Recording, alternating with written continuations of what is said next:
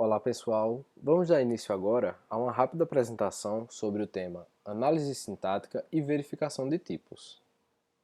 Esta apresentação foi solicitada pelo professor Alexandre de Paes para fins avaliativos da disciplina de compiladores do sétimo período do curso de Ciência da Computação da Unidade Federal de Alagoas, campus Arapiraca.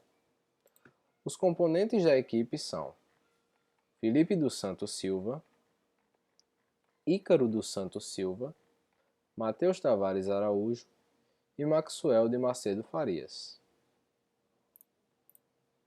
O roteiro da nossa apresentação segue dessa seguinte maneira: uma introdução à análise sintática, em seguida mostraremos a análise top-down, posteriormente análise bottom-up e, por fim, checagem de tipos. Eu sou Matheus e vou falar agora um pouco sobre a análise sintática. O que é a análise sintática? A análise sintática constitui a segunda fase de um tradutor do processo de construção de um compilador. A sua função é verificar se as construções usadas no programa estão gramaticalmente corretas. Normalmente, as estruturas sintáticas válidas são especificadas através de uma gramática livre de contexto, uma GLC.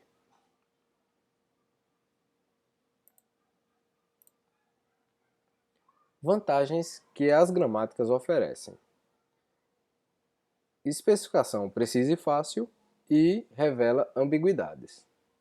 Quando as gramáticas são bem projetadas, elas conseguem fazer uma tradução correta do programa-fonte e também fazer uma boa detecção de erros. O papel de um analisador sintático, parser. O analisador, ou reconhecedor sintático, também chamado de parser, recebe do analisador léxico a sequência de tokens que constitui uma sentença e, após fazer a verificação, gera como um resultado uma árvore de derivação para a sentença S, se a sentença for válida. Caso não, o analisador emite uma mensagem de erro. Dada uma linguagem livre de contexto G, por exemplo, em uma sentença do programa-fonte S, o objetivo do analisador sintático é verificar se S pertence à linguagem gerada pela gramática G. Um analisador deve ser projetado de modo que possa prosseguir na análise até o fim do programa, mesmo que encontre erros no texto-fonte. Há duas estratégias básicas para a análise sintática, que são a estratégia top-down e a estratégia bottom-up. Ambas serão discutidas posteriormente ainda nesta apresentação. Tipos de erro. No processo de construção de um compilador, existem vários tipos de erros que podem surgir. Alguns deles são erros léxicos, que, por exemplo, ao errar a grafia de um identificador, ou palavra-chave, ou então um operador. Também há erros sintáticos, em relação à expressão aritmética com parênteses não balanceados. Erros semânticos, que são quando a atribuição de operador a operandos incompatíveis. E também existem os erros lógicos, por exemplo, chamadas infinitamente recursivas. Tratamento de erros sintáticos. Boa parte da detecção e recuperação de erros se encontra na análise sintática. Algumas das tarefas de um tratador de erros em um analisador sintático são revelar a presença de erros, recuperar-se dos erros rapidamente para poder detectar erros subsequentes e também a preocupação com o não retardo. Tratamento de erros sintáticos. Como deveria então um tratador de erros reportar a presença de um erro. No mínimo, esse tratador tem de informar o local do erro, ou imprimir a linha, ou emitir uma mensagem para que o erro possa ser tratado. Há algumas estratégias de recuperação de erros, como por exemplo, mobilidade de desespero, que é uma estratégia mais simples, uma vez que ela faz um descarte de símbolos de entrada, um de cada vez, até se encontrar um conjunto de tokens de sincronização, e nela se tem uma garantia de não entrar em um loop infinito. Também, erros múltiplos no único enunciado, eles são raros nessa estratégia. Há também a estratégia nível de frase, que é quando ocorre uma correção local na entrada restante que é detectada do erro. É muito usado na análise bottom-up. Estratégia de produções de erros. Essa estratégia faz com que sejam aumentadas a gramática com as produções que geram as construções ilegais. Essa estratégia ela tem uma geração de diagnósticos mais apropriados. E por fim, as estratégias de correção global, que é que quando são feitas árvores X e Y para tratar os erros.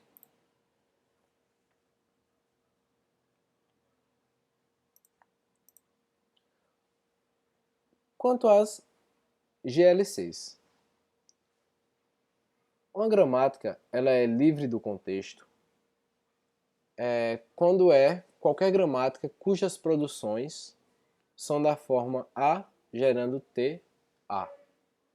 A denominação livre do contexto ela deriva do fato de o não terminal A poder ser substituído por A minúsculo em qualquer contexto, isto é, sem depender, livre de qualquer análise dos símbolos que sucedem ou a antecedem, no caso A maiúsculo, na forma sequencial em questão. Isso não acontece nas gramáticas sensíveis ao contexto, que têm por suas produções na forma A, então beta. Para dar continuidade a essa apresentação, falaremos sobre análise top-down. Gramáticas livre de contexto.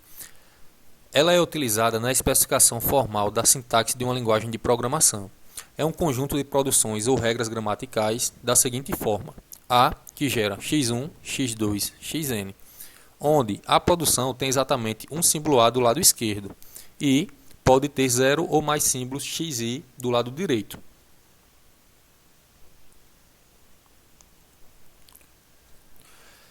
Dois tipos de símbolos podem aparecer em uma gramática livre de contexto. Os símbolos não terminais, que são elementos substituídos pelo lado direito das produções quando aparecem do lado esquerdo, e os símbolos terminais, que representam as marcações de uma linguagem ou tokens. Uma gramática livre de contexto define uma linguagem, e esta linguagem é um conjunto de strings de tokens, as strings, que é uma sequência, e os tokens, os terminais. Cada string de tokens é derivada de uma regra de produção. Derivação. Uma derivação é uma sequência de substituições de não terminais por uma escolha das regras de produção gramaticais. A derivação é o método utilizado para a construção de uma cadeia específica de terminais partindo de um não terminal inicial. Em geral, existem várias derivações para a construção da mesma cadeia de não terminais. Verificar se a sequência de tokens é reconhecida. Primeiro, inicia-se com um símbolo não terminal chamado raiz. Em seguida, aplica-se produções substituindo não terminais até somente restarem terminais. Uma derivação substitui um não terminal pelo lado direito de uma de suas produções. E, por último, este símbolo, na última linha, denota um passo de derivação. Definição formal de gramática livre de contexto. Uma gramática livre de contexto consiste em um conjunto finito de terminais T, um conjunto finito de não terminais N, disjuntos de T, um símbolo inicial S pertence a não terminais, um conjunto de produções ou regras gramaticais P, onde uma regra de produção é da forma A, que gera x1, x2 até xn, tal que A pertence a não terminais e x1 pertence a não terminais união com terminais. Uma produção com zero símbolos do lado direito, n igual a zero, é da forma A gera vazio. E uma produção também é escrita como A gera alfa, tal que alfa pertence a conjunto de não terminais união com terminais. Derivação mais à esquerda e mais à direita. Derivação mais à esquerda de uma sentença é a sequência de formas sentenciais que se obtém derivando sempre o símbolo não terminal mais à esquerda. Derivação mais à direita é a sequência de formas sentenciais que se obtém derivando sempre o símbolo não terminal mais à direita. Propriedades da gramática livre de contexto. Gramática sem ciclos. É uma gramática que não possui derivação da forma A deriva A em um ou mais passos. Gramáticas com produção vazia. É uma gramática que possui a produção do tipo A gera vazio. Gramática recursiva à esquerda. É uma gramática que permite a derivação do tipo A, que deriva A vezes alfa em um ou mais passos. Gramática recursiva à direita. É uma gramática que permite a derivação do tipo A, que deriva alfa em um ou mais passos. A recursividade em gramáticas livres de contexto é importante, pois a repetição pode ser construída através da recursão. As produções vazias são também úteis para definir estruturas opcionais da linguagem. Árvore de análise sintática. Uma árvore de análise sintática é uma árvore rotulada cujos nós interiores são rotulados por não terminais, já os nós folha são rotulados por terminais. Os cílios de cada nó interno representam a substituição do não terminal associado em um passo de derivação. É uma representação gráfica da derivação de uma sentença que filtra as escolhas levando em consideração a ordem de substituição, tem como raiz da árvore o não terminal inicial S, nós internos representam não terminais pertencentes a N, nós folhas são terminais em T ou vazio. O nó A pode ter filhos x1, x2, xn, se exigir a regra A, que gera x1, x2 e xn. Enumeração em pré-ordem e pós-ordem. Uma árvore de derivação pode ser construída de derivações à esquerda ou à direita. Derivações mais à esquerda produzem uma árvore enumerada em pré-ordem, como mostra a figura. Numeração pré-ordem corresponde ao analisador a análise top-down. Enumeração em pós-ordem invertida. Derivações mais à direita produzem uma árvore enumerada em pós-ordem invertida. Enumeração pós-ordem corresponde ao analisador bottom-up, como na figura. Árvore sintática abstrata. Uma árvore de análise sintática contém muito mais informações que o necessário para um compilador gerar código executável. Uma árvore sintática abstrata pode ser entendida como uma representação em forma de árvore de uma notação simplificada. No exemplo, temos a representação em forma de árvore de uma notação simplificada, onde, abre parênteses, 3 mais 4, fecha parênteses, vezes 2, é um caso. O princípio da tradução dirigida por sintaxe estabelece que o significado da sentença está diretamente relacionado à sua estrutura sintática representada na árvore. Assim, a posição que cada token na árvore indica sua relação com os outros tokens reconhecidos. Gramática ambígua. É uma gramática que permite construir mais de uma árvore de derivação para uma mesma sentença. Isso representa um problema para o analisador sintático, pois ela não especifica com precisão a estrutura sintática de um programa. Este problema pode ser comparado aos dos autômatos não determinísticos, onde dois caminhos podem aceitar a mesma cadeia. Porém, a eliminação de ambiguidade não é tão simples como a eliminação de não determinismo em autômatos. Existem duas maneiras. A primeira é estabelecer uma regra que especifique cada caso ambíguo qual é o caminho correto, isso sem alterar a gramática. Alterar a gramática é uma das segundas maneiras, onde a alteração ocorre para forçar a construção da árvore sintática correta, removendo a ambiguidade.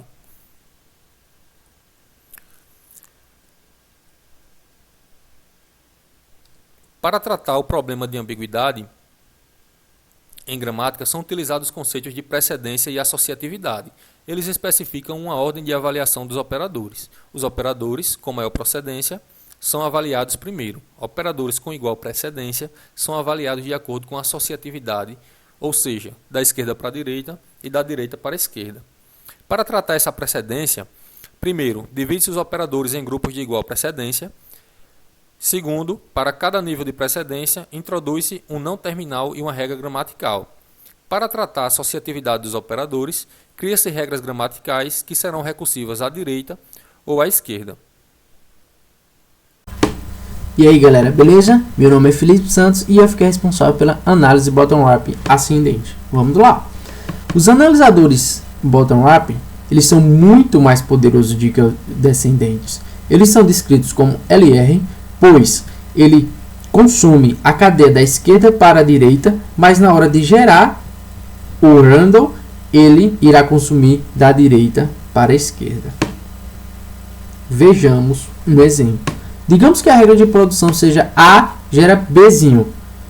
No analisador descendente, nós temos a seguinte árvore. A primeira imagem, A gera B. E essa imagem, e essa árvore vai crescendo. Já no analisador descendente, é como se eu criasse os filhos e daí eu fosse criando os pais. Nós temos vários tipos de analisadores.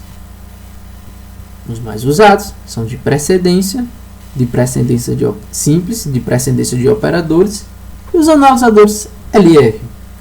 Vejamos o de operadores. Eles são eficientes no reconhecimento de expressões aritméticas e lógicas. Se baseia nos operadores para ler a cadeia. Ficamos com isso em mente. Menor ou igual empilha, maior desempilha.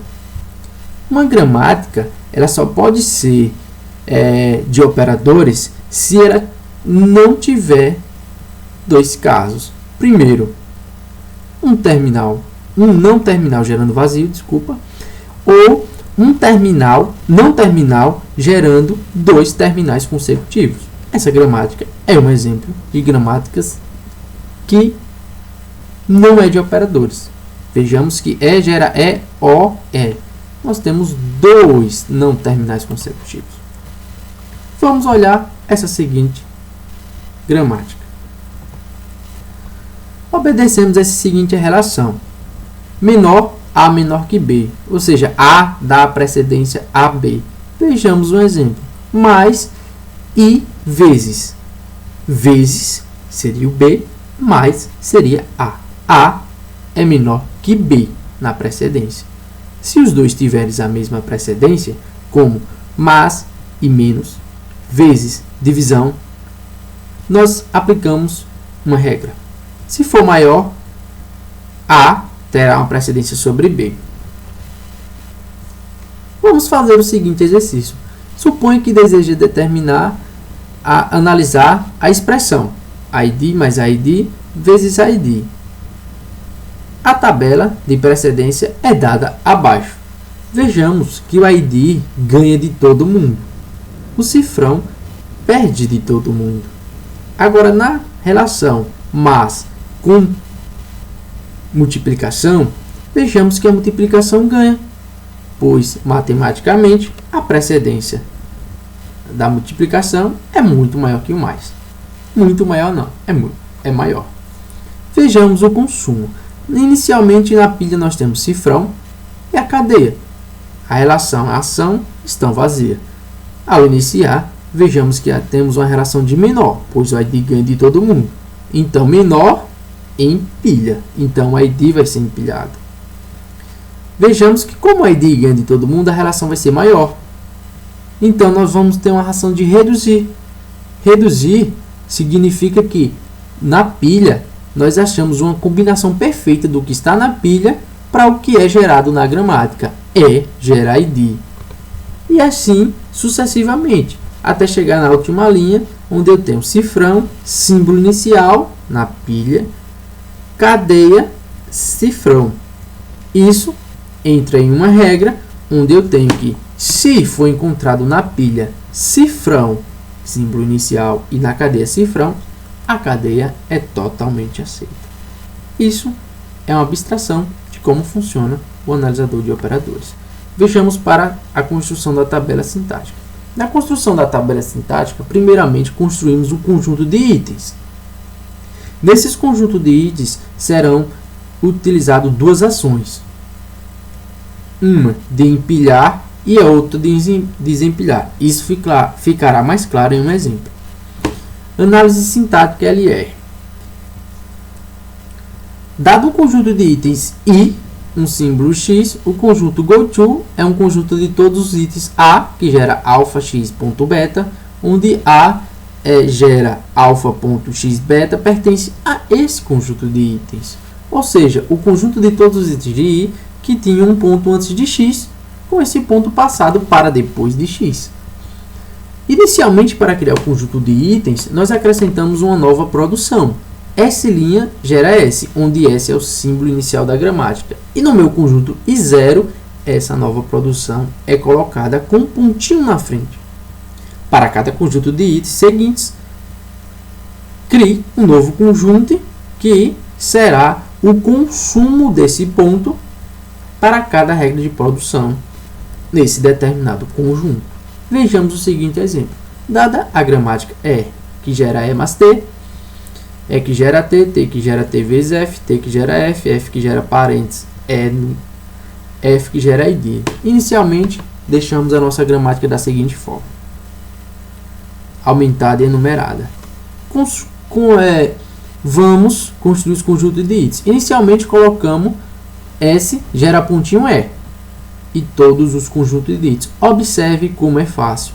Ao consumir na primeira linha E, eu construo um novo conjunto de itens 1, onde eu tenho um desvio que, consumindo E no conjunto de itens 0, eu vou para I1.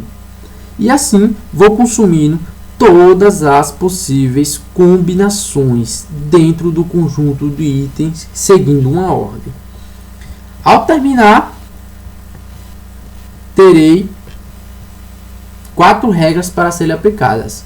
A primeira será de empilhar, a segunda será de reduzir, terceira, aceitar, e a quarta, achar o conjunto de folos para toda regra de produção onde o pontinho ficou por último. O exemplo seria I5. F gera ID ponto, ou seja, achar todos os folos de F e aplicar a redução. Estamos aí alguns exemplos disso. Se eu tenho uma ação de 0, fecha parênteses, para S4, eu vou aplicar uma ação de empilhar 0, na linha 0, coluna, abre parênteses, empilha 4. Vejamos como ficará a tabela. Um exercício: a partir dessa gramática, você gerar todos os conjuntos de itens e essa tabela. Já damos as respostas para o melhor entendimento. Bom, eu, Ícaro dos Santos, vou falar um pouco sobre checagem de tipos, com um roteiro de o que é checagem de tipo, a sua funcionalidade e um pouco das linguagens fortemente tipadas. O que é checagem de tipo? Segundo Mitchell, tipo é uma coleção de valores computáveis que compartilham alguma propriedade estrutural, ou seja, são expressões sintaticamente corretas com significado lógico dentro da linguagem, que são, a gente verifica se o código casam com as regras de produção pré-definidas antes. Verifica se os tipos estão batendo, onde esses tipos pode ser básico, que pode ser inteiro, string ou real, nome de tipo, que pode ser registro ou struct, ou construtores de tipo, que pode ser ponteiros ou array.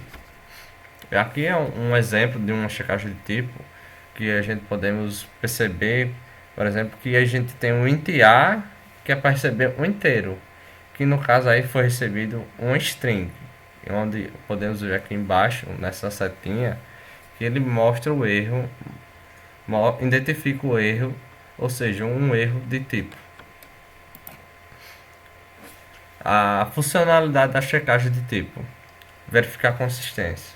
O que isso quer dizer? Que nas regras de produção a gente pré-definida antes, lá informa que, tipo, falando sobre essa funcionalidade integer.string, que ou seja, que é para receber um inteiro, logo aí foi recebido um float, mantendo assim uma inconsistência dos dados, onde o próprio compilador informou sobre esse erro que podemos ver nessa linha aqui azul. E outra funcionalidade da checagem de tipo é fazer conversões para dar significado à sentença.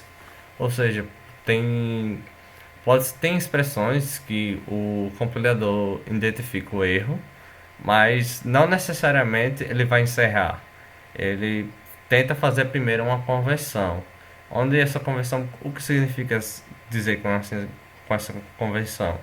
Onde pode ter um código, por exemplo, de A mais B, onde o A é um inteiro e o B é real, onde primeiro ele vai verificar aqui primeiro se é inteiro ou inteiro, logo que não é, aí vai verificar se é inteiro ou real, logo isso é, então ele vai retornar real, ou seja, não necessariamente ele vai encerrar tudo de uma vez. Primeiro ele vai verificar, tentar fazer essas conversões.